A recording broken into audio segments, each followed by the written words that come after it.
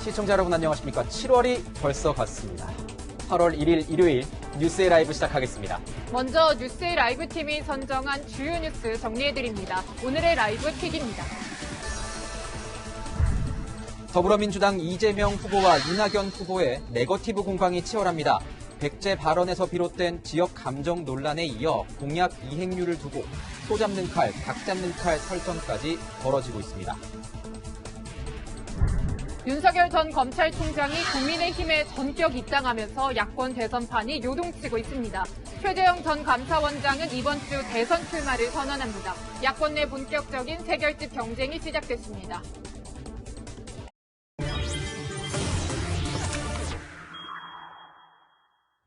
네, 뉴스 분석 함께할 세 분 소개합니다. 김관옥 계명대 교수, 이두화 변호사, 배종찬 인사이트K 연구소장 나오셨습니다. 어서 오세요. 네, 먼저 여당 후보들의 움직임부터 살펴보도록 하겠습니다. 지금 1강 2중, 2강이다 이런 얘기가 나오고 있는데 민주당 대선 후보 경선에서 양강구도라고 저희는 표현을 한번 해보겠습니다. 이재명 후보와 이낙연 후보 바닥 민심을 훑으면서 본인들의 지지율 높이기에 나서고 있습니다. 어떤 모습인지 보고 가겠습니다. 서울 근처로 이사간 손자 아들 같은 이재명 많이 좀 잘 봐서 있어. 지역적으로나 진영으로나 그러니까 보수 중도까지도 연령대로나 확장력이 제일 크다. 34년 동안 경기 북도 설치는 늘 이해결의 장기 현안이었습니다. 그러나 이제 드디어 시기가 왔다. 제 관할 행정구역을 분할하자고 그랬어요. 장기적으로는 분도를 고려해야 되는데 당장 분도를 하게 되면 북부 주민들의 삶이 더 나빠진다. 네, 이재명 후보는 보수가 대세라고 불리는 이 TK 지역을 찾았고 이낙연 후보는 이 경기지사인 이재명 후보가 빈 자리, 경기도를 찾아서 서로 이제 기싸움을 하는 이런 모습 보였는데요. 오늘은 이재명 후보가 호남을 간다고 해요. 이 백제 발언, 지역 감정 조장 발언이다. 이런 논란이 있었는데 그 논란 이후에 처음으로 이제 호남을 가고 또 이낙연 후보는 계속 경기도 오늘 또 다른 일정 경기도 지역 인천을 방문한다 이런 얘기가 있는데 어떤 그 방문 지역에 대한 그런 안배 어떤 생각이 또 있을 것 같습니다. 이재명 지사의 고민 중에 하나가 최근에 호남의 지지율이 상당히 경합 국면으로 들어갔다는 거거든요. 그런 차원에서 본다 그러면 호남의 지지율을 끌어올릴 필요가 있는 것이고 네. 따라서 하이도 김대중 전 대통령의 생가 방문이라든가 등등의 부분에서 호남에 어떤 힘을 쏟고 그렇게 해서 지지율을 다시 올리려는 그런 어떤 행보의 목적이 있다. 이렇게 볼 수가 있을 것 같고요.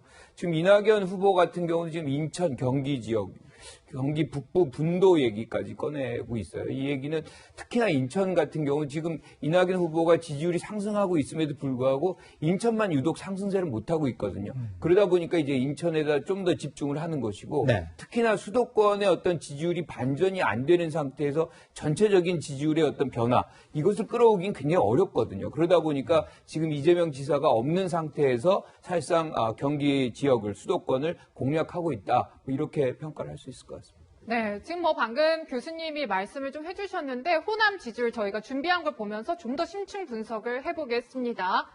네, 지지율 한번 같이 보여주시죠. 네, 같이 보면은 자 지금 이재명 지사는 2주 만에 11.5%포인트가 빠졌고요. 이낙연 전 대표 같은 경우에는 2.6%포인트가 올랐습니다. 소장님께 여쭐게요. 네.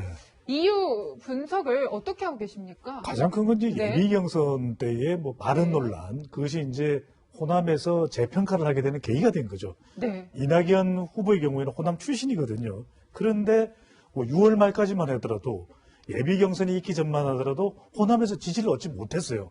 그런데 예비 경선을 거치면서 이재명 후보와 비교를 해보니까 이낙연 후보가 안정감도 있고 또 호남 출신이기도 하고 재평가가 이루어진 거죠. 그러다 보니까 호남에서 표를 잃은 이재명, 호남에서 다시 표를 얻게 된 이낙연, 거의 비슷해지는 현상이 나타나는데 그래서 이게 후보들의 이 동선하고도 연결됩니다. 네. 그러니까 이재명 후보는 역대 보면은 앞서가는 대선 후보들은 롤링 캠페인을 해요. 롤링 캠페인. 본인의 지지율이 안 나오는 지역으로부터 먼저 시작을 해서 핵심 지역을 거쳐서 본인의 본거지로 돌아옵니다. 그러니까 경기도에 마지막으로 돌아오는 전략을 채택하는 거죠. 그렇다면 반대로 이낙연 후보의 좀 먼 지역은 어딜까요?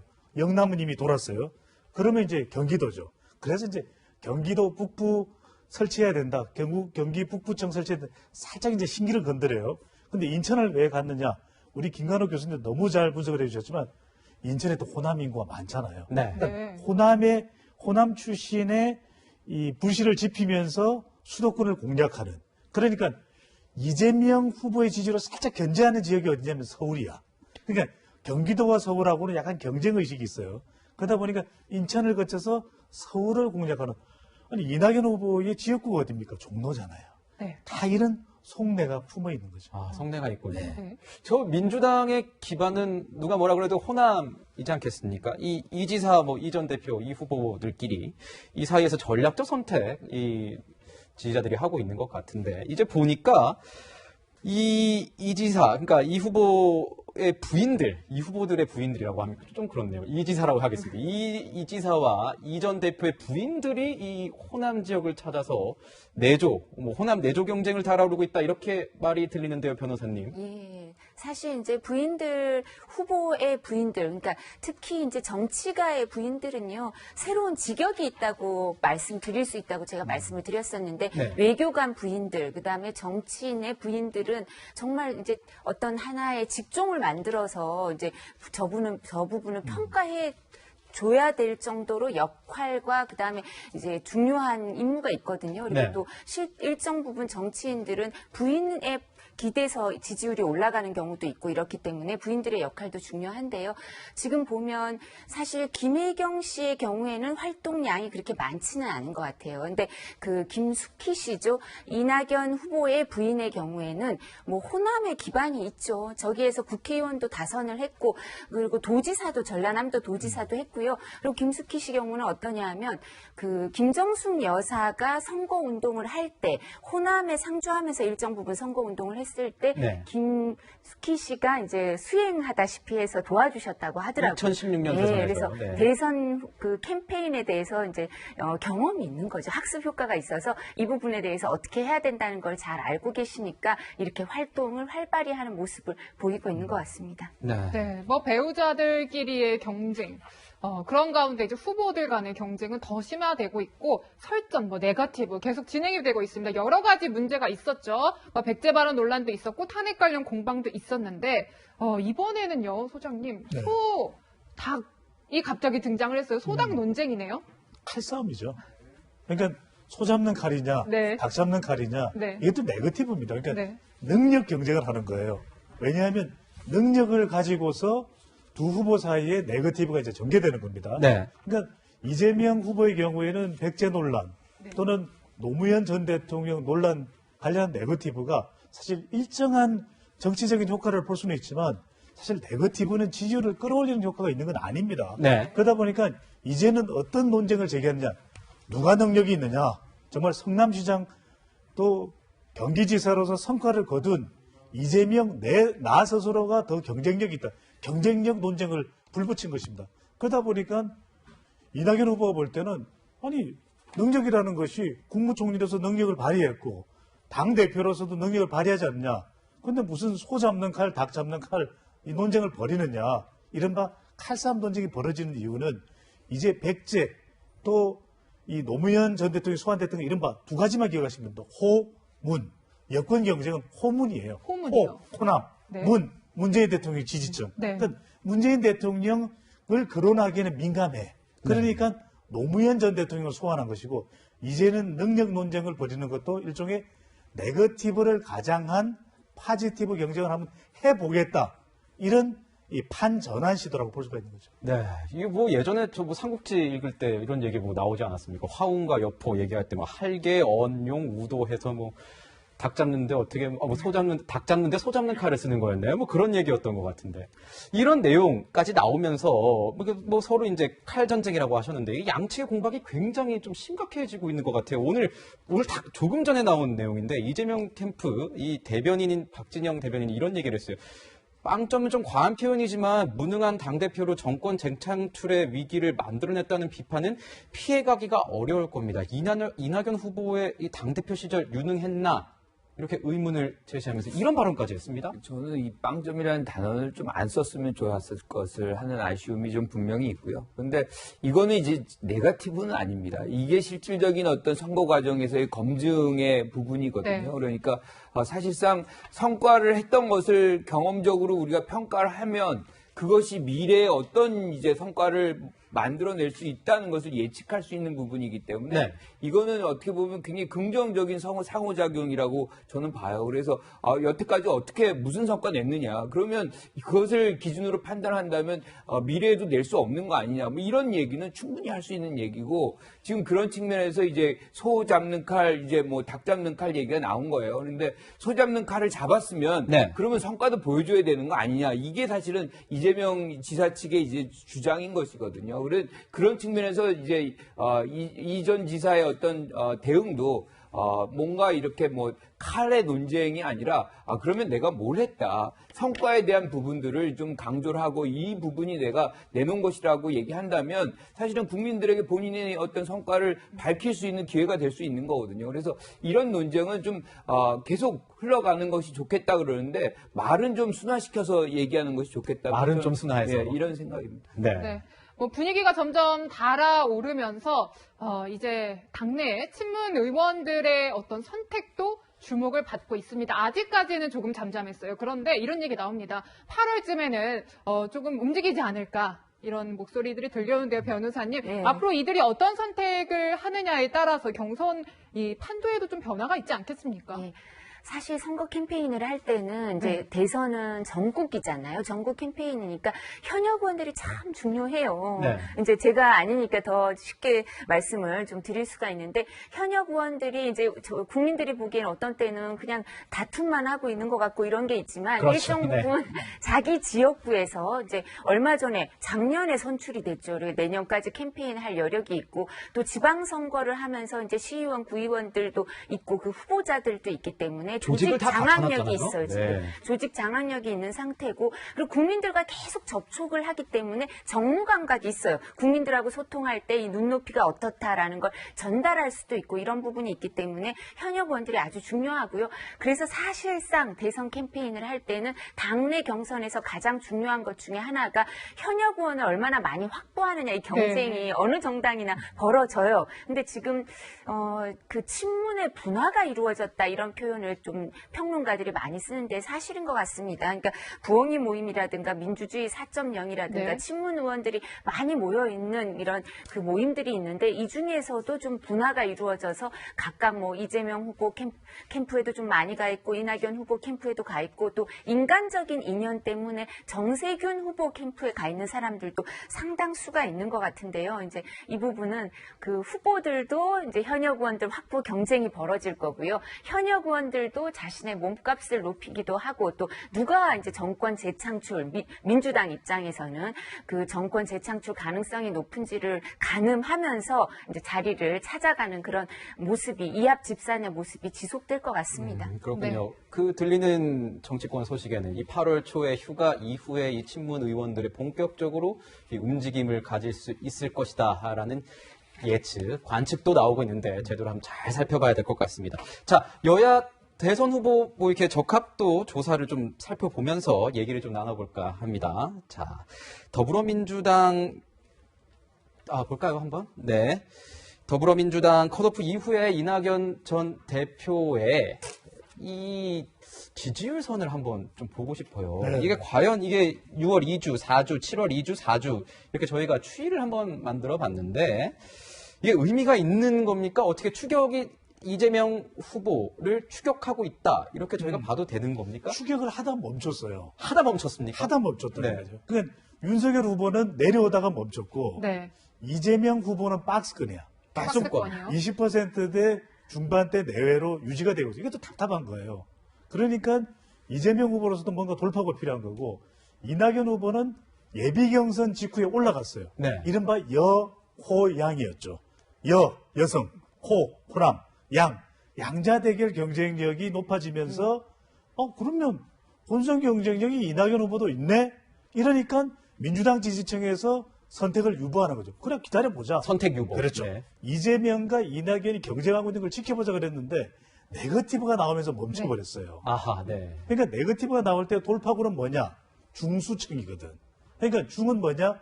중도층과 수도권, 그 다음에 마지막은 청년이에요. 아, 이 줄임말을 저희가 잘 알아들어야겠어요. 청년이 MZ세대. 이게 TV니까 가능해요. 네. 라디오는 복잡해서 설명도 못합니다. 네. 근데 중수층인데 수도권은 올라왔잖아요. 예.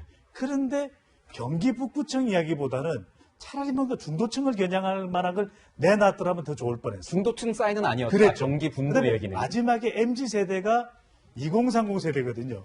아직 2030 세대는 이재명 후보 또는 다른 여권 후보 쪽으로 쏠리지 않았어요. 그렇다면 이때 이낙연 후보가 뭔가 청년과 관련된 거, 뭐 좀 내놓았더라면 이른바 중도, 수도권, 그 다음에 청년 쪽으로 갈 수가 있었을 텐데 여양으로 올려왔던 것이 네거티브, 백제, 또 노무현 대통령, 그리고 뭐 소든 닭이든 칼이죠. 요 논쟁으로 지금 멈춰버린 거죠. 아하, 그렇군요. 네. 그런 이 빈틈에서 이런 와중에 지지율이 그래도 적지만 소폭이지만 꾸준히 올라간 한 사람이죠. 누구겠습니까? 최재형 후보. 최재형 후보는 큰 폭은 아니지만 소폭으로 조금씩 올라갔어요. 그래서 윤석열 후보가 입당한, 물론 뭐 이두화 변호사께서 더 잘 아시겠지만 입당한 배경에는 최재형 후보가 올라오네? 살아 올라오네? 이게 부담이 됐을 가능성도 있습니다. 네, 저희가 야권 후보에 대한 소식은 또 좀 이따 다시 다뤄보도록 하겠습니다. 네, 뭐 방금 소장님이 지지율에 대해서 이제 네거티브가 격화되면서 조금 멈췄다. 이렇게 중수층, 중도층, 수도권, 청년을 공략하는 게 좋지 않겠냐라고 분석을 해주셨는데 최근에 공방은 굉장히 거셌습니다. 저희가 앞서서도 분석을 했잖아요, 교수님. 네. 교수님이 보시는 이 공방이 지지율에 미칠 영향 어떻게 보시는지 궁금하네요. 조금 지금 말씀하신 대로 사실 그 예비 경선이 지난 이후에 네. 이낙연 후보의 어떤 지지율이 급상승을 했습니다. 이제부터는 사실상 이낙연 후보가 타겟이 되는 장면이 오거든요. 그러니까 본선 경선에서 사실상 이재명 후보가 과반을 못 얻을 경우에는 네. 실질적으로 2위가 그것을 이제 싸울 수 있는 유일한 사람이 될 수밖에 없는 거잖아요. 그러면 이제 결선 투표의 과정 속에서 사실상 2위가 누가 되느냐. 그러니까 여타 후보들도 2위 쟁탈전을 아주 치열하게 벌일 수밖에 없는 것이고 그래서 네. 지금 장면 TV 토론이 계속 이어지겠지만 여기서는 우리가 예비 경선에서는 이재명 후보의 검증 여기에 집중이 됐었잖아요. 네. 이번에는 아마 이낙연 후보에게 집중될 네. 가능성이 매우 높다. 그래서 2위만 탈환이 되면 나중에 전체적으로 단일화한다거나 등등의 방식을 통해서 한 번의 기회를 얻을 수가 있기 때문에 이번부터는 아마 이낙연 후보로 검증이 집중되는 그런 어떤 현상이 발생될 가능성이 있겠다. 이렇게. 네. 이낙연 후보 같은 경우에는 오늘 그 매체와 인터뷰에서 내가 저번 그 토론에서 너무 점잖게 해가지고 손해본 것 아닌가 이런 얘기도 평가로 좀 내놓긴 했던데 어떤지 좀 지켜봐야 될 것 같습니다. 지금 보여드릴 여론조사는요. 더불어민주당 이 대선 후보들 간의 적합도 조사 결과입니다. 자, 전체 여론조사와 민주당 지지자 여론조사를 이렇게 같은 판에 저희가 소개를 좀 해드리는데요. 이런 걸 보셨을 때요, 변호사님. 네. 여러분 계시지 않습니까? 정세균, 네. 추미애, 박용진, 김두관 후보들도 남아있단 말입니다. 네. 이 남은 경선 기간, 이제 본경선 두 번째 TV 토론이 또 이번 주에 있는데 네. 남은 경선에서 어떤 전략을 치고 나올지가 좀 궁금해요. 사실 이제 정세균 후보의 경우에는 이낙연 후보랑 겹치는 부분이 너무 많아요. 이제 총리도 하셨고, 다선 의원이고, 또 이런 부분이 너무 겹치는데, 호남이 지역 기반이고, 그러니까 계속, 그렇다면 이낙연 후보가 아까 우리 배 소장님도 분석을 해주셨지만, 상승세다가 이게 그냥 주춤하고 있다, 이런 표현을 쓰셨잖아요. 그럼 갇혀있으면 이 부분에 대해서 단일화라든가 이런 식으로 돌파구를 마련하고 싶을 거거든요. 이낙연 후보는. 그리고 지지자들 입장에서도 두 사람을 합치면 좀 의미 있는 수치가 나오지 않을까 이런 얘기가 계속 있을 거란 말입니다. 그러니까 정세균 후보가 완주하지 않을 거라고 생각하는 사람들이 있어요. 그러니까 이 단일화 프레임이 아니라 나는 계속 가겠다. 그리고 나 자체로 존재의 가치가 있다. 이런 부분을 좀 입증하기 위해서 노력을 하실 것 같고요. 그다음에 또 이제 추미애 후보는 뭐 꽁 잡는 매 얘기를 계속 하실지 어떠실지 모르겠는데 이제 당내 경선에 집중하는 게 아니라 당 외에 있는 사람 얘기를 자꾸 하셔서 어떤 의미가 있을지 모르겠지만 그래도 또 강성 지지층에게는 의미 있는 지지를 얻어내고 있는 것 같습니다. 그리고 김두관 후보는 또 추미애 후보를 공격하면서도 이 부분에 있어서 자신의 존재감을 드러내는데요. 김두관 후보는 이런 생각을 하는 것 같아요. 여기서 2등을 할 가능성도 아주 낮은 후보잖아요. 그러니까 이 개인적인 추측으로 개인적인 또, 추측입니다. 그렇기 때문에 이제 정권이 재창출됐을 때 역할에 대해서 생각을 많이 하실 거예요. 그렇다면 추미애 후보랑 약간 겹친다는 생각도 하실 거예요. 그래서 그리고 경남이라는 맹주다, 지역의 맹주다. 김경수 지사도 이제 안 계시잖아요. 어디 가셔서. 그래서 이 부분은 내가 이거 할 수 있다. 이런 존재감을 보여주시기 위해서 그런 노력을 하실 것 같고요.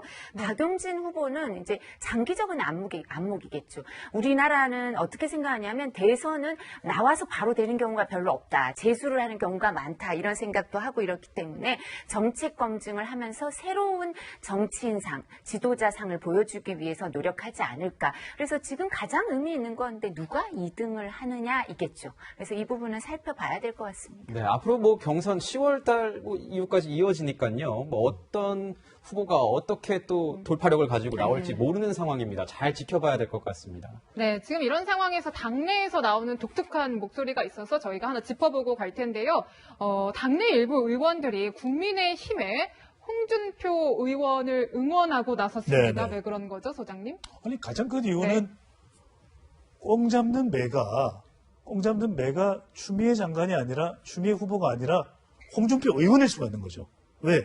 이제 윤석열 후보가 입당을 했잖아요. 그렇다면 당내 검증은 더 치열해질 수밖에 없는 겁니다.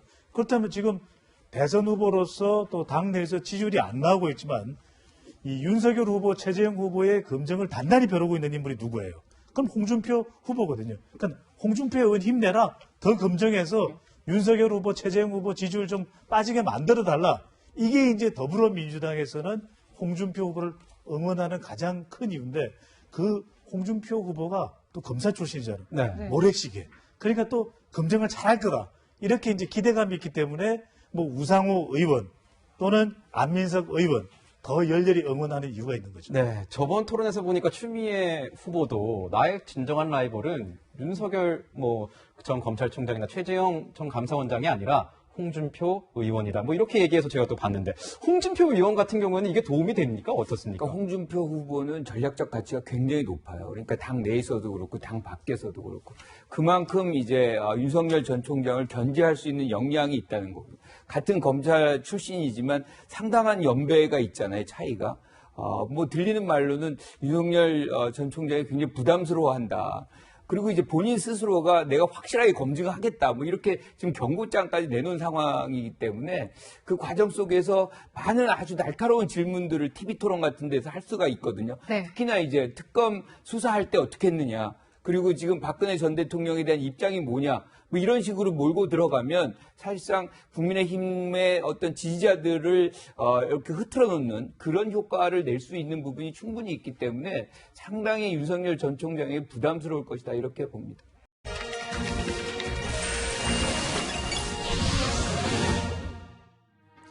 고전 명화 로마의 휴일 기억나십니까? 60여 년 전이지만 주인공 오드리 헵번의 세련된 스타일은 시간을 초월한 우아함을 유산으로 남겼습니다. 그런데 생각이 다르다 못해 꼬이고 꼬여 뒤틀린 사람들에겐 그녀의 모습이 불편할지도 모르겠습니다.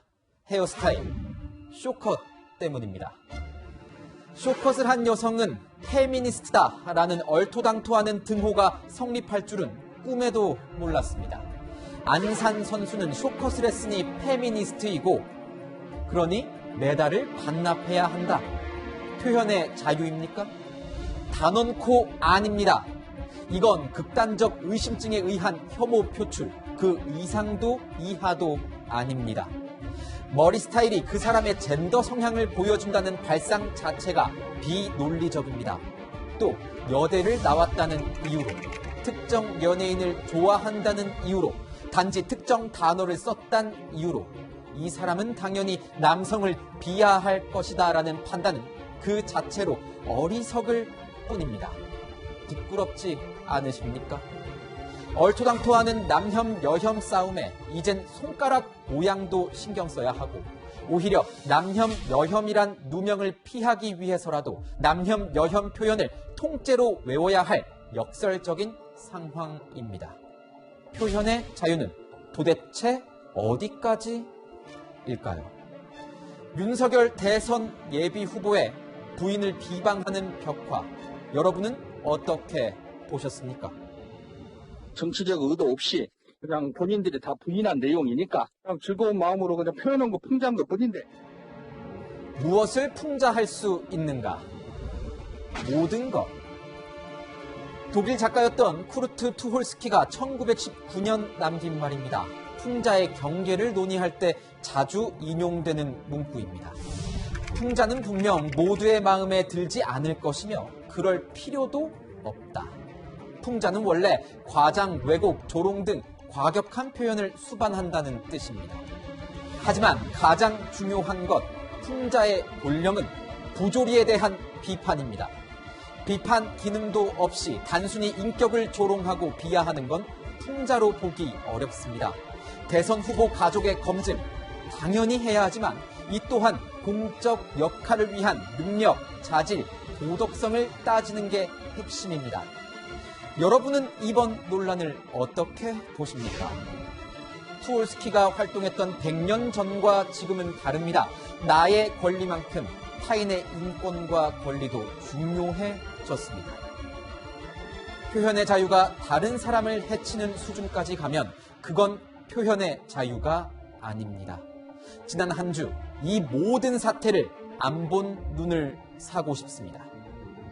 지금까지 화나요 뉴스였습니다.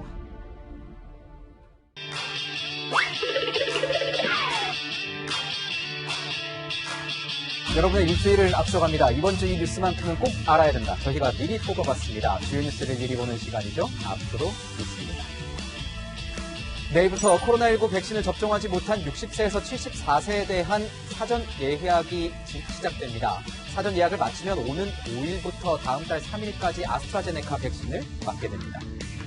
이번 주 화요일부터는 아세안 관련 외교 장관 회의 4개가 잇따라 열립니다. 이 회의엔 정의용 외교부 장관이 참석합니다. 정 장관은 한반도 평화 프로세스에 대한 아세안 차원의 지지를 재확인하고 남북 간 통신 연락선이 복원된 점을 소개할 계획입니다.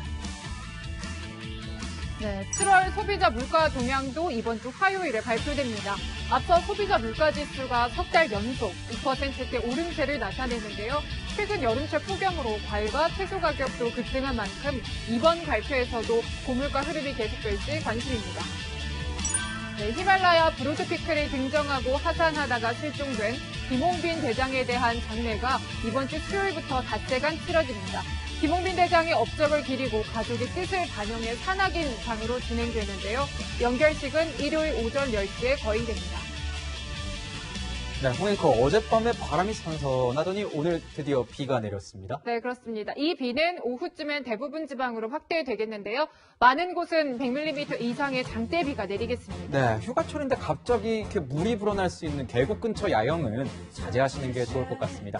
이번 비와 함께 무더위도 좀 수그러들었다 이렇게 보면 됩니까? 네, 그렇습니다. 다행히도 폭염의 기세는 조금 잠잠해집니다. 오늘 서울 낮 기온이 31도로 어제보다 3도가량 낮아지겠고요. 대전 33도, 대구 34도입니다. 어제보다 2도에서 3도가량 낮겠네요. 네, 그렇군요. 어느덧 8월의 시작입니다. 8월 첫째 주 날씨 궁금합니다. 네, 이번 주는 32도에서 33도 선으로 폭염이 다소 누그러집니다. 하지만 습도가 높아서 체감 온도는 지난주와 비슷하겠고요. 소나기가 자주 지나가는 한 주입니다. 가방 속에 작은 우산 하나 챙기는 게 좋겠습니다. 네, 저희가 준비한 소식은 여기까지입니다. 일요일엔 뉴스에이 라이브입니다. 네, 시청해주셔서 감사합니다. Mr. Blue Sky, please tell us why you had to hide